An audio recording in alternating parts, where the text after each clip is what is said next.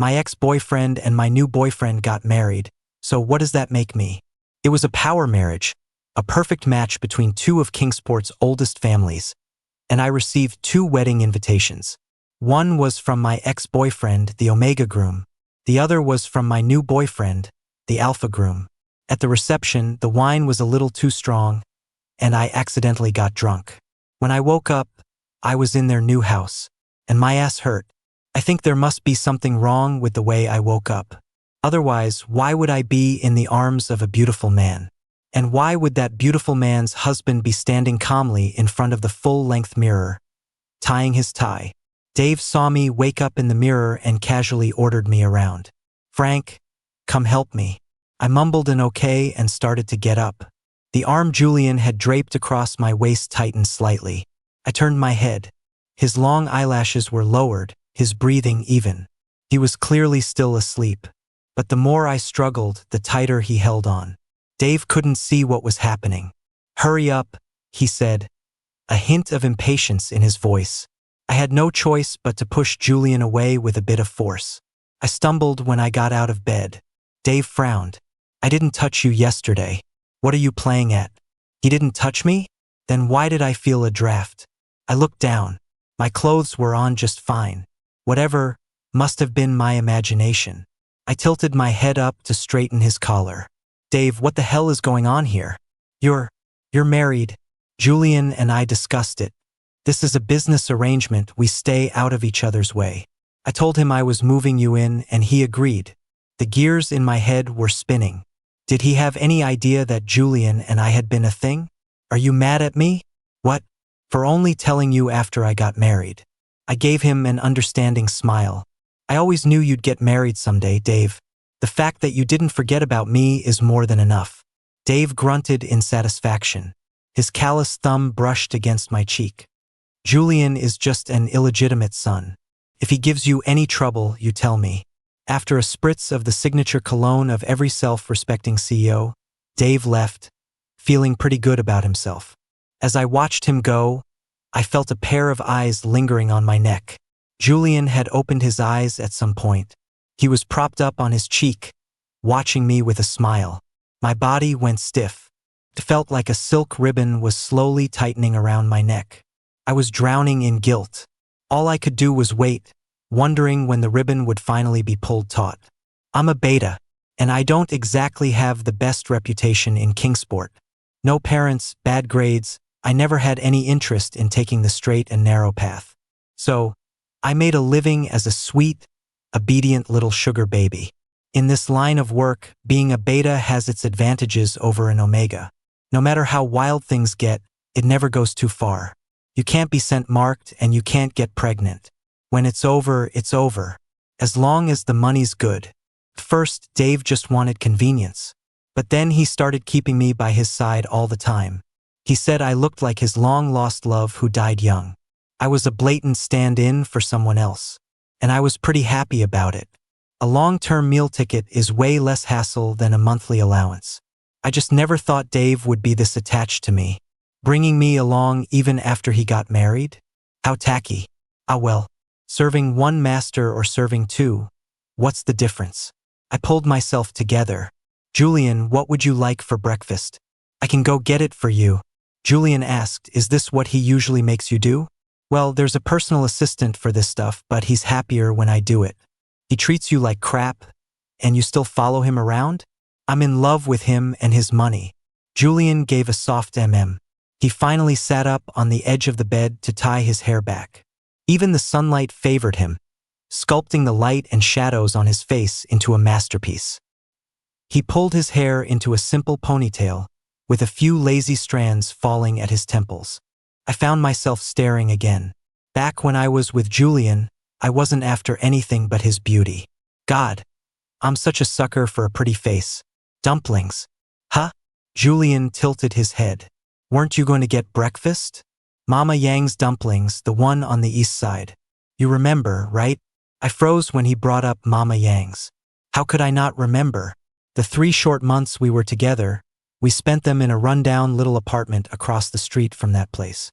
Day and night, we were all over each other, like we'd never see another sunrise.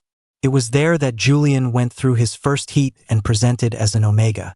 And it was there that he tumbled out of bed, chasing after me, crying and begging me not to leave him.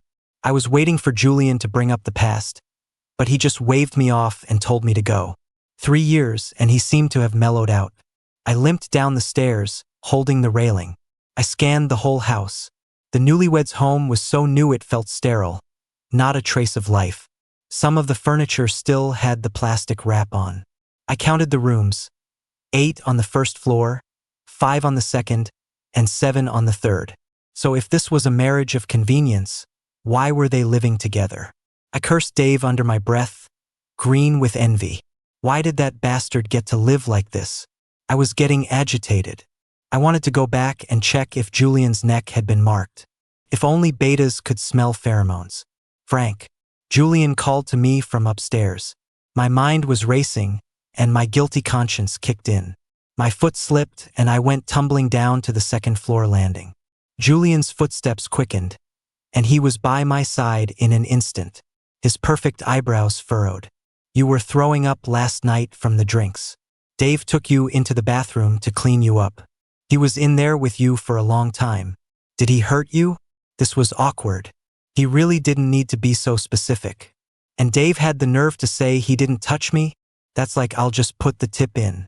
Only an idiot would believe it. Suddenly, I felt myself being lifted off the ground. Julian was carrying me back toward the bedroom. I need to see where you're hurt. No, it's fine. I tensed up, my toes curling in the air. I've got experience, I can check myself. Julian's jaw tightened. Experience. He repeated the word softly. I don't have any. Frank, could you teach me? My worldview had been completely turned upside down. Julian was still a virgin. It made sense, I guess. Back when we were together, the most we ever did was kiss, hug, and lick. We were like long-lost twins, desperate to return to the warmth of the womb, to meld into each other's very bones. That's how much we loved each other then. Even after all this time, just thinking about it was like being struck by lightning, making my soul tremble. I struggled out of Julian's arms, making the excuse that I had to go buy dumplings, and fled. It wasn't until I was outside that I realized this ritzy neighborhood, the Royal Crest Estates, was on the western outskirts of the city. There were no bike shares, and I couldn't bring myself to pay for a rideshare.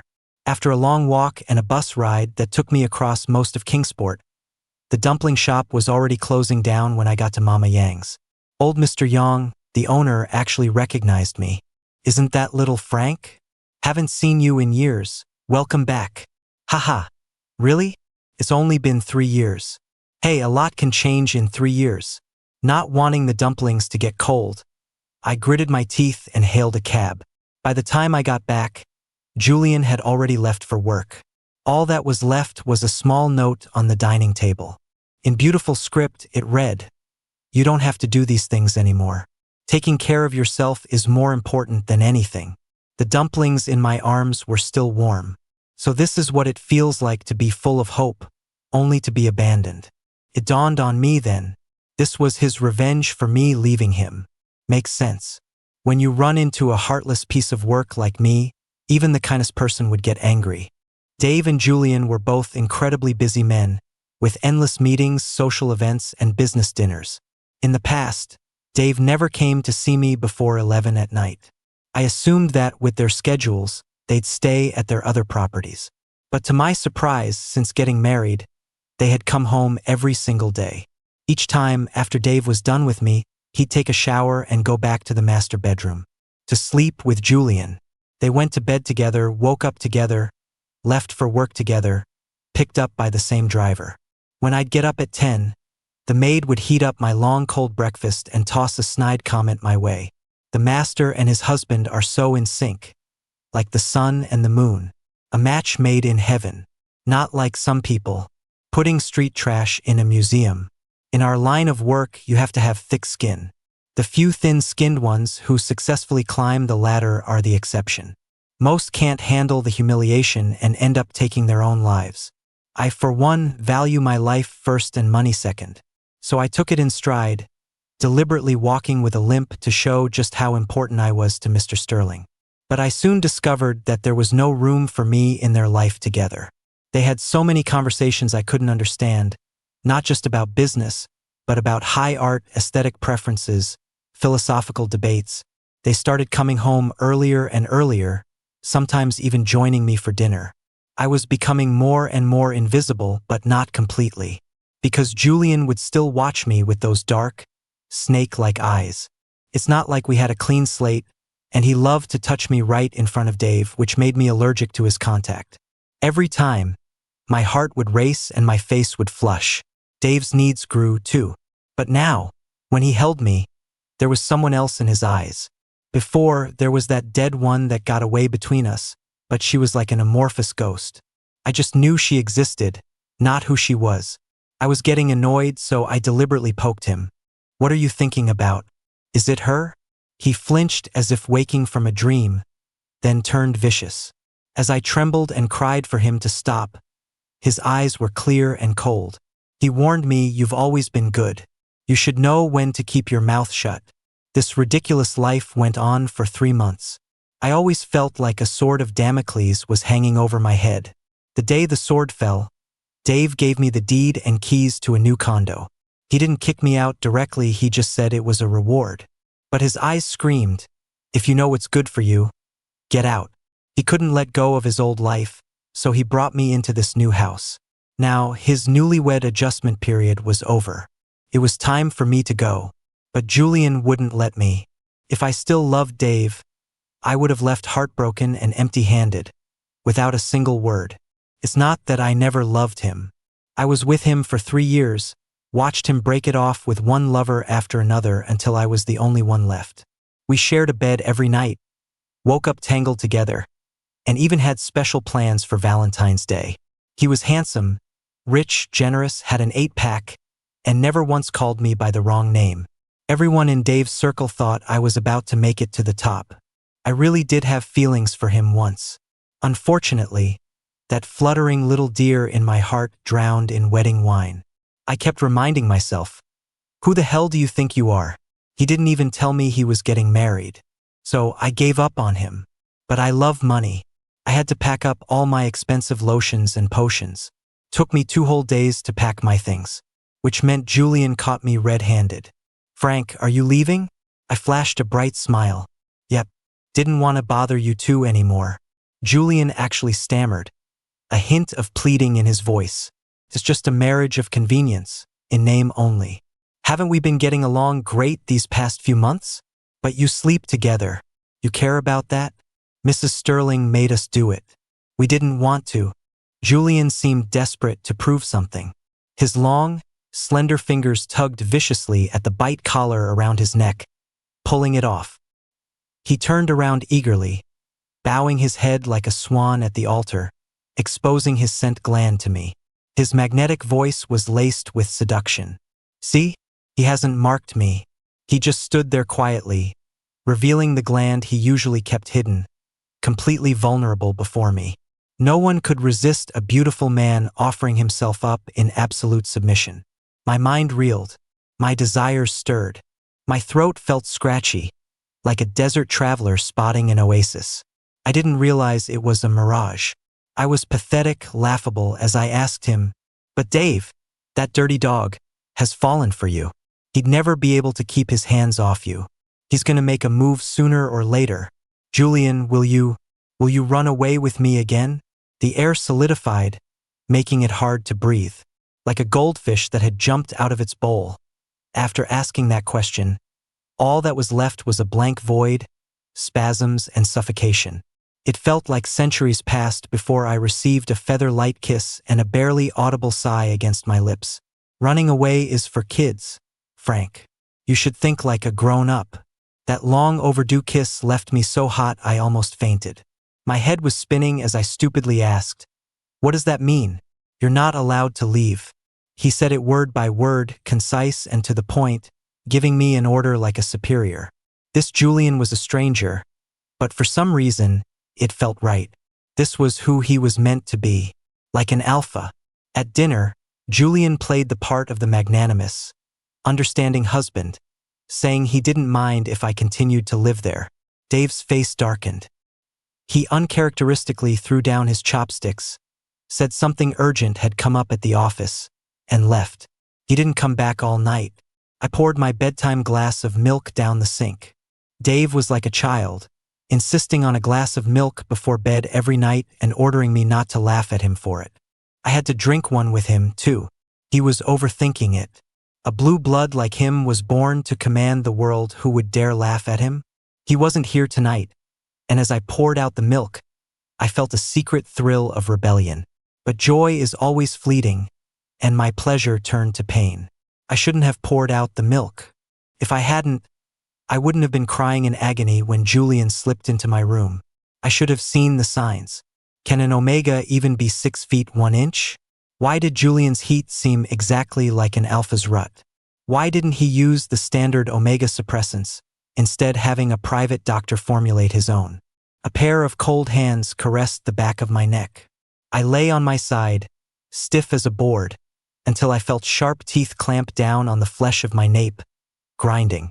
It was both painful and itchy. Julian's voice was muffled. "Frank, so good. I want to bite you to death. Mark you, ruin you." Julian was panting slightly, his voice lazy and hazy. I turned to look him straight in the eye. "So, you've been an alpha all along?" Silence. Then Julian let out a laugh. "Oh, you're awake, Frank? Even better. I don't like to draw the curtains when I sleep." Right now, silvery moonlight was pouring in, making the room bright. Julian was handsome enough to glow, but he let his features steep in shadow. Like a viper, a hawk, a poppy.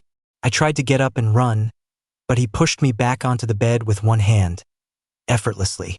I didn't want to cry, but my despair was like supersaturated air, condensing into tears even on cold glass. The sky became the earth. The mountains sank into the sea. The love for Julian I had sealed away in my heart seemed to turn instantly to hate. I was on the verge of breaking down. "Why did you lie to me?" I demanded. Julian planted a tender kiss on my forehead. "Just wait a little longer. You'll understand. Right now, I'm hoping Dave realizes my disappearance wasn't voluntary, because Julian has taken me to a secluded island. When he's not here to see me, I have a lot of time to replay the past. Back then, my parents were still alive, but I wished they were dead. Because I presented as a beta at 16, they thought I was useless except for my face. While I was still young and naive, they moved through high society, looking for a suitable buyer for me. The day I was brought to the one family estate, Julian was being held down and beaten in their massive rose garden. A cruel-looking teenager was hitting Julian's back with a golf club. "You're just an illegitimate son. A useless piece of trash who hasn't even presented at 18. How dare you covet things that aren't yours?" Julian didn't fight back. He turned his face slightly, a large red rose pressed against his cheek, tiny trickles of blood running down his pale skin. His expression was blank, like a dying, world-weary flower. I was mesmerized. The butler who had led me in, however, was unfazed and urged me to hurry. My room was in an inconspicuous corner. A little while later, I heard a noise from the room next door. I went out and saw Julian, leaning against the wall as he went inside. We looked at each other in silence. That night, the young master of the one family, the one who had beaten Julian, came to my room. He wouldn't even let me on the bed, just pushed me down onto the carpet and started tearing at my clothes. Even though I had imagined this scenario countless times, when it was actually happening, I couldn't stop the wave of nausea. So I grabbed the vase next to me and smashed it over the young master's head. A line of blood trickled from his head, and he collapsed heavily on top of me. I crawled out from under him and immediately went to knock on Julian's door. The door opened. Julian glanced at me coldly. "Sucking up to me won't do you any good." "No, that's not it. I got revenge for you. See? He's passed out like a dog. Feel a little better? Let's get out of here together. Okay?" I was desperate. I knew that once the young master woke up, I was done for. My only option was to take someone down with me and run. Julian stared silently at the unconscious young master, his deep-set eyes lost in shadow. After what felt like an eternity, Julian quickly grabbed my hand. His cold hand pulled me into his room, locked the door, and then he led me out through the window. We hid from the one family's search in a 500-square-foot rental. That shabby little room was my personal sanctuary. We couldn't go out, so we stayed up all night talking. We had such similar pasts, the same scars. Naturally, we started to hug, then kiss. I laid my heart bare for him, and I thought he did the same. In the 3rd month, Julian came down with a sudden fever. I went to buy him medicine, and when I came back, I saw him injecting a syringe of liquid into his arm. Felt like a knife stabbing my heart. "What is that?" I asked, my voice trembling. He answered calmly, "Suppressants. Frank, I've presented as an omega. Omegas are a rare gender, making up less than 3% of the population. They are born to be paired with alphas, society's rulers. I couldn't mark him, and suppressants were expensive. The heavy, greasy curtains blocked out all the daylight. But Julian was curled up on the bed, slick with sweat, like a pearl in a dark room, like the high autumn moon, like everything I could never touch. I was like a vain pauper who had spent his entire fortune on the down payment for a luxury item. I had stolen 3 months, and now it was time to pay the rest. I knew I couldn't afford him, that I wasn't good enough for him. So after his fever broke, when the one family came knocking, I broke up with him. But I never imagined he had been lying to me from the very beginning. My struggles, my pain, my insincere breakup, it all felt like a joke. I ate and drank my fill at the seaside villa. Love was a joke, hate was a joke, so I might as well have an extra roast duck for dinner. Julian rarely came around to get his ass kicked. He was probably busy. Now that he had Dave's real approval, he must be spending a lot of energy managing his new assets. When there was no one to talk to, I'd watch the sunset over the ocean. On the 273rd sunset, I saw Dave's boat arrive. The words "You're finally here to rescue me" got stuck in my throat. I watched as Dave gently and considerately extended a hand to help Julian off the deck. Then Dave saw me. His expression shifted unpredictably. He turned his head to ask Julian, "What's he doing here? Are you still mad at me for bringing him home right after we got married?" I wanted to ask the same question. Was Julian insane? Wasn't he afraid I'd tell Dave the truth about him being an alpha? Julian smiled faintly. "I thought since it's your birthday you'd want to see Frank." Dave was quick to deny it. "No, we just had a financial arrangement. We're not in contact anymore." He looked at me with a dark expression. "Get on the boat and go back. Don't get in the way." I happily agreed, not even bothering to pack, and ran straight for the boat. Dave could be a real jerk, but he was my savior. Then Julian blocked my way. Damn him. All it took was a light pat on my lower back and my body went weak out of reflex. I gritted my teeth and whispered, "Julian, what the hell are you trying to do?" Julian ignored me, speaking only to Dave. "Frank got you a birthday present. You should see it before you say anything else. Don't disappoint him." Julian lifted his chin, and the villa's butler came over and dragged me away like a chicken. What kind of gift could I possibly give a blue blood like Dave? Last year it was a cream cake that got smeared everywhere.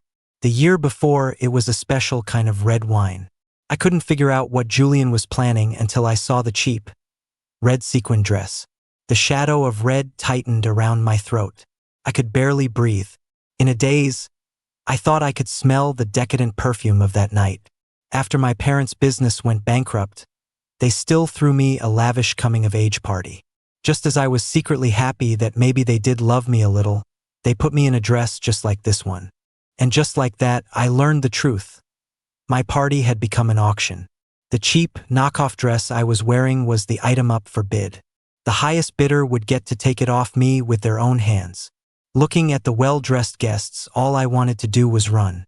I felt like a beast could leap out from any of them at any moment, their mouths reeking of rot from all the prey they devoured.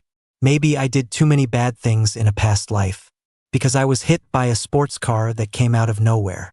The driver was a coward, a hit and run. I didn't die, wasn't disabled, so I was dragged back alive. I guess I should thank Julian. He helped me remember something I had almost buried completely. I put on the dress and walked out stiffly. The moment Dave saw me, a heavy slap landed across my face. He gritted his teeth.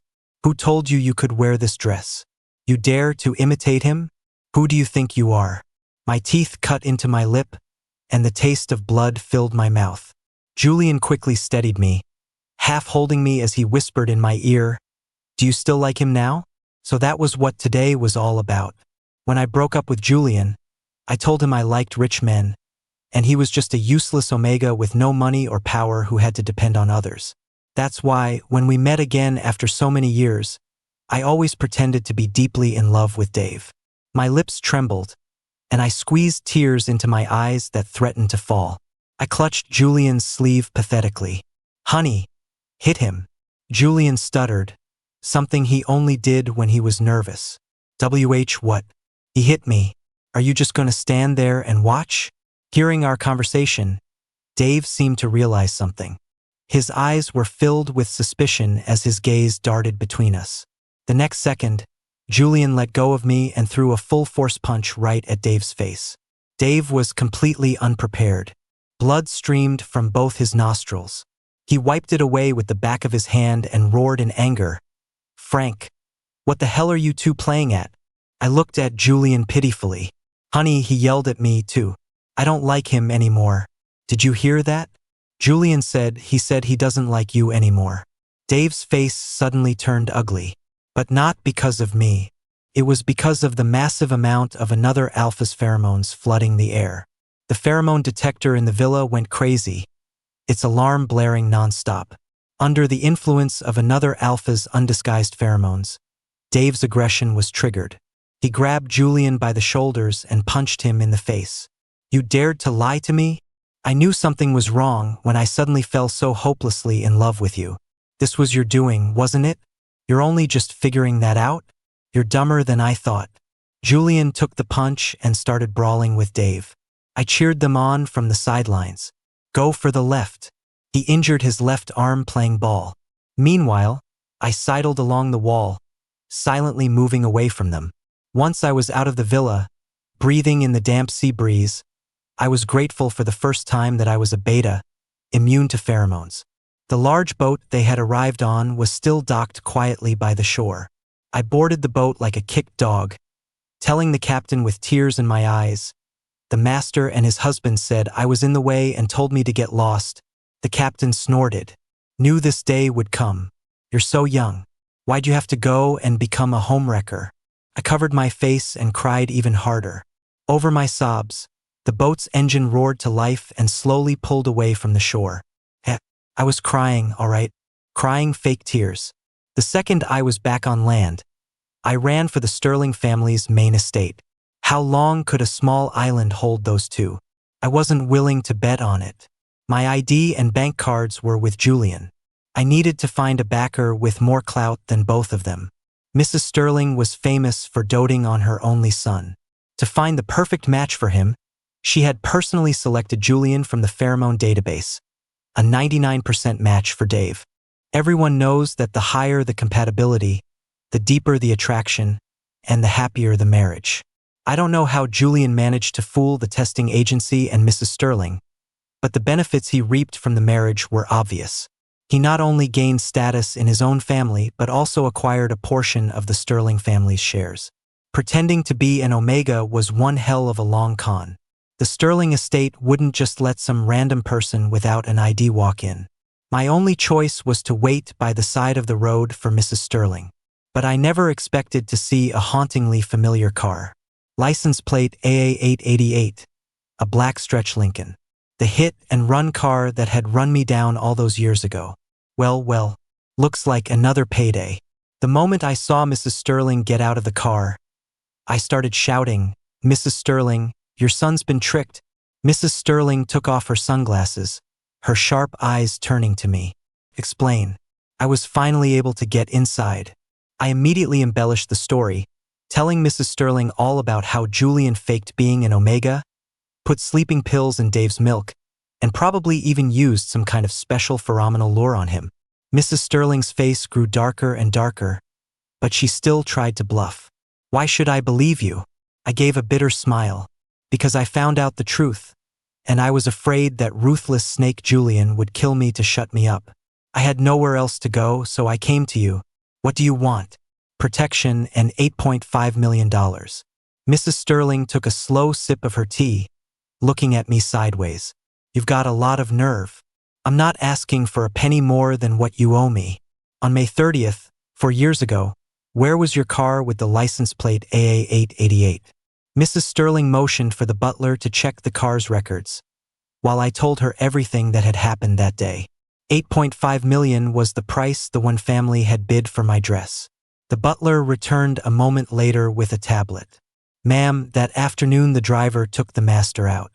In the evening, the young master drove the car back himself. That old bastard, Mrs. Sterling cursed. Then her tone softened. She took my hand. My dear, I am so sorry for what Dave did. He had no excuse, but I have to say he was drugged that day. He came home and locked himself in his room for 3 days. I pulled my hand away and said politely, "It's fine. I don't blame him. As long as the money's right, everything's fine." Mrs. Sterling was surprisingly straightforward. She rounded it up to a $10 million card, rushed an application for a new ID for me, and sent me 2,000 miles away to Phoenix. But I didn't trust her. I secretly moved to a different city to settle down. I had no interest in the ensuing battle between the One and Sterling families. I was too busy excitedly signing up for a boxing class. I was determined to turn myself into a tattooed badass that nobody would dare mess with. But on the second day of my transformation, something unexpected happened. I thought I had food poisoning. I was dry heaving in the gym bathroom, but a trip to the hospital revealed I was pregnant. You're a quack. I thought betas couldn't get pregnant. Male betas have a low chance of getting pregnant, not an impossible one. Besides, you've been with a high-grade alpha for so long, your reproductive system was stimulated into a second stage of development. Pregnancy is perfectly logical. Well, I want to get rid of it. The birth rate is low right now, so abortion is restricted by policy. Your first priority should be to go buy a lottery ticket. After all, a beta pregnancy is a 1 in 3 million occurrence. I looked at the doctor with contempt. He really thought he was hilarious. A typical arrogant alpha. Honestly, I wasn't ready for a family. This child's existence wasn't my choice. I went home and thought about it for 2 days. The thought of raising a child who looked 5 or 6 parts like Julian was unsettling, not to mention the potential custody drama down the line. It seemed better to nip all possible tragic outcomes in the bud. I had someone buy me abortion pills, but unfortunately, I was scammed. What they sent were just vitamin tablets. By the time I realized the pills hadn't worked, the little thing inside me was almost 5 months along. I confronted the seller, but they just yelled at me, "If you didn't want a kid, why didn't you use protection when you were having fun?" And then blocked me. I was speechless. Sigh. I guess the little tyke has a strong will to live. Might as well keep it. During the pregnancy, I picked up painting again, something I hadn't done in years. Turns out I'm not completely useless. At least when I was a kid, a lot of people said I had a talent for painting, calling me a master of modern and abstract art. But my younger sister was always better than me in every way, so she got more training and all of my parents' attention. So much so that when the family business went under, those profit-driven people couldn't bear to use their beautiful Omega daughter to negotiate a good deal. When they were burned to death by disgruntled workers demanding back pay, they were huddled tightly together. So touching. They'll probably be a family in the next life too, right? Because of my unique, abstract style and the fact that I drew about scandalous high society love affairs, my webcomic went viral. All the attention made me nervous. Having read too many trashy CEO novels during my sugar baby days, I was terrified that one of them would recognize my work and come find me. I almost deleted my comic account, but 3 years passed in peace. My daughter's hair was long enough for pigtails, and I hadn't received a single harassing text from my exes. I finally relaxed, thinking I could live a normal life. Then trouble came knocking. I was coming home from the gym when I heard my daughter, Zoe, cheering happily through the door. I'm flying." I opened the door to see Zoe perched on a tall man's shoulders, swinging her little legs and clutching her favorite dinosaur toy. Mischievous kids are 3 for $1.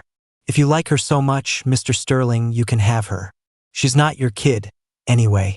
Zoe immediately burst into tears, struggled to get down, and ran into my arms. "Daddy, don't be mad. Don't sell Zoe. Who told you you could open the door for strangers? He said he'd give me a golden star and he's pretty." Zoe pulled a piece of gold from her pocket. It looked heavy. I didn't know whether to laugh or cry. That love for money and pretty faces definitely came from me. My jab didn't even seem to faze Dave. He tried to win me over. "Julian and I are divorced. I can raise this child as my own. Come home with me, okay?" That's a weird thing to say. When did we ever have a home together? Dave held up 3 fingers and swore, "This time, no one will dare say anything to you. Don't you like money? I have a lot of money now. After we get married, everything I have will be yours. You're not even making sense. What do I have to do with you that we should get married? If you're talking about debts, your mother already paid what your family owed me. Dragging this out would just be pathetic. And you wouldn't want to be tomorrow's headline, would you, Mr. Sterling?" "Frank." Dave finally dropped the big bad wolf act and showed his true colors, lunging at me in a rage. I was waiting for that. Before he could react, I kicked him hard in the chest. Those 3 years of training really paid off. I knew it when I saw Dave fly back 10 feet. "Whoa, Daddy, you're so cool. You just try opening the door for a stranger again. Zoe Sterling. Next time, it might be you flying across the room." Zoe hung her head and said nothing. I didn't even glance at Dave in the corner. "Mr. Sterling, I called the police before I even walked in the door. If you don't leave now, I will live stream you being arrested." "I'm not kidding." Dave was silent for a moment, then said dejectedly, "Frank, you've changed so much." "Exactly. You don't even know me, yet you want to marry me. Isn't that ridiculous? It's just like how you ran me over, then confused your guilt for love, and called me your long-lost love. It's all just been in your head." Police sirens wailed from downstairs. Dave gave me a long look. "I warned him again, you found me, so you should know how much of a following I have online. You, take care." Dave's expression was unreadable as he clutched his chest and left. I couldn't be bothered to decipher his look. On the other hand, even though I stood my ground, I think I just walked away from a billion-dollar fortune. Zoe's voice was soft. That uncle looked so sad. Any shred of regret I felt vanished instantly. "Zoe, let me tell you something. Pity an alpha, and you'll be miserable for the rest of your life. Got it?" After sending Dave away, I was terrified Julian would be next. I had no choice but to contact my old contacts from the sugar baby business to ask about Julian's situation. I think he's in prison. He was doing so well at the one corporation, was supposed to be the next head of the family, but he had to go and piss off the Sterlings. So, Mrs. Sterling and her son teamed up and got him sentenced to 10 years. If you ask me, the guy's a genius. That lab he founded is incredible. I heard their new anti-alpha spray is about to hit the market. No wonder Julian hadn't come to harass me. He couldn't. The biggest weight on my mind was finally lifted. I was so happy I could have burst into flower. Later, I received a letter from Julian, sent from prison. I didn't open it. I didn't even look at it. I tore it into shreds and flushed it down the toilet. One day, I was waiting for Zoe outside her school after her 4th grade classes. Out of the corner of my eye, I saw a man with a buzz cut lurking suspiciously by the school wall. Julian's long hair was gone, his head shaved clean. I edged closer to the security guard's booth, making sure their riot batons and shields looked functional. Next to the fire extinguisher was a bottle of anti-alpha spray. The AA spray developed by the lab Julian had funded was truly a major scientific breakthrough. From then on, alphas had to seriously consider the consequences before bullying anyone. It brought a sliver of equality to an unequal world. When Zoe came out of school, I immediately rushed her into the car. In the rearview mirror, all I saw was the longing in Julian's eyes. He didn't follow us. I didn't bother to react. Not wanting to go straight home, I took Zoe downtown for a big meal. When we got home, I saw a huge sum of money had mysteriously appeared in my bank account. The transfer message read, "Frank, taking care of yourself is more important than anything. It really is. No one is more important to me than myself.